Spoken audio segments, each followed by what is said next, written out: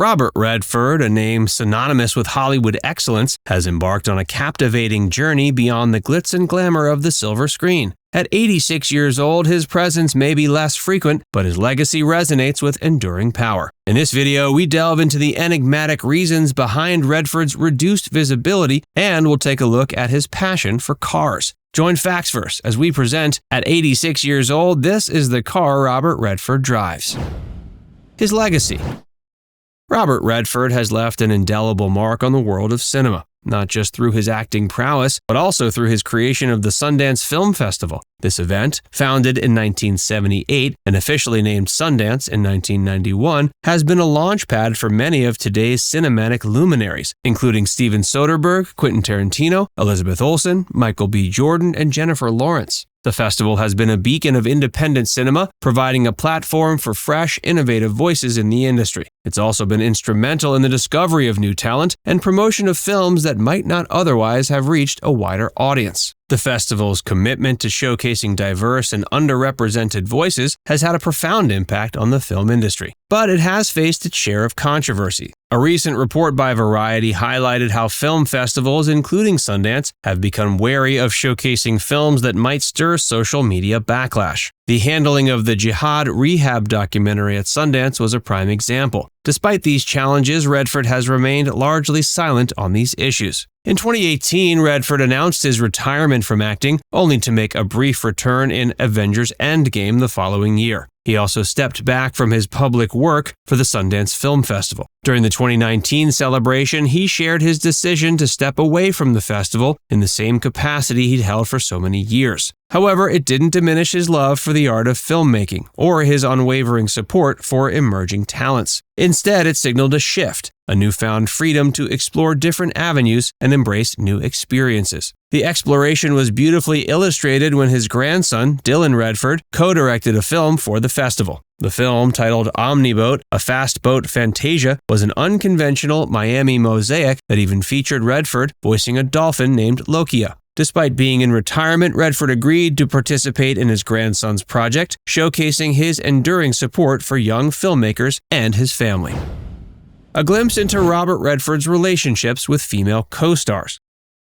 Over the course of his career, Redford has shared the screen with many leading ladies, but the dynamics of his relationships with his female co-stars, particularly Barbra Streisand and Jane Fonda, have often piqued public interest. In the 1973 classic The Way We Were, Redford starred opposite Barbra Streisand. A book by Robert Hoffler titled The Way They Were, How Epic Battles and Bruised Egos Brought a Classic Hollywood Love Story to the Screen, sheds light on the complexities of their working relationship. According to Hoffler, Redford initially had reservations about working with Streisand, as he didn't consider her a serious actress. During filming of their intimate scenes, Redford was reportedly concerned about his reputation among his female fan base. He refused to utter the line, "It'll be better this time," fearing it might imply he was less than stellar in real-life romantic encounters. Hoffler reveals that Redford was cautious about his public image, saying that he was never bad in bed. The book also delves into Streisand's perspective and reveals that she had a crush on Redford. This unrequited infatuation added an additional layer of complexity to their working relationship. Despite the challenges, Redford maintained a high level of professionalism, even when Streisand requested multiple takes for their love scenes.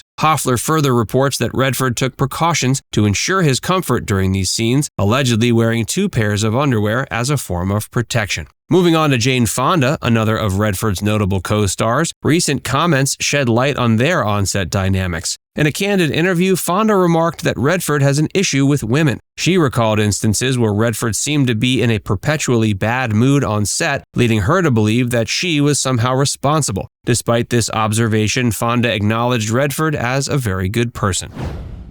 Porsche Lover.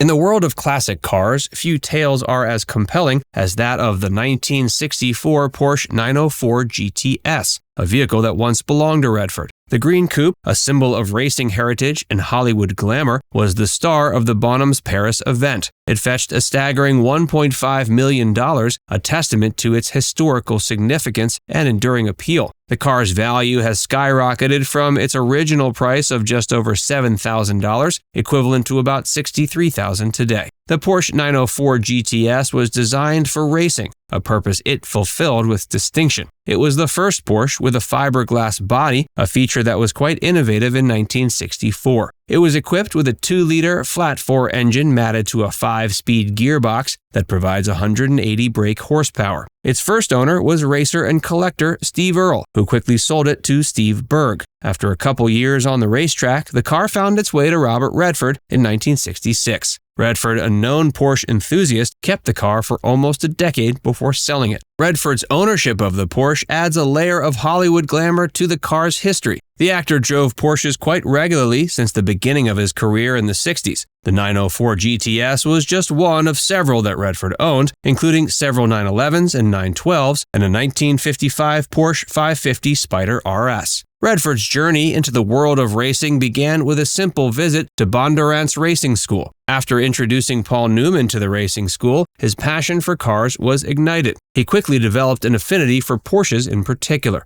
Paul Newman's fascination with cars became so intense, it started to dominate all his conversations. Redford humorously noted that Newman could spend hours discussing cars, likening it to a favorite song that Newman kept on repeat. Deciding to inject some humor into Newman's car obsession, Redford planned a birthday surprise. He found a completely wrecked Porsche, gift-wrapped it, and had it delivered to Newman's porch with just a happy birthday note. Newman's response was silent but impactful. A few weeks later, Redford found a compact cube of metal at his home, the wrecked Porsche, now crushed. Not one to back down from a prank, Redford turned the crushed Porsche into a garden sculpture and sneakily placed it into Newman's garden. It remains there to this day, a silent memento of their shared joke. Despite the elaborate prank, neither of them ever discussed it with each other.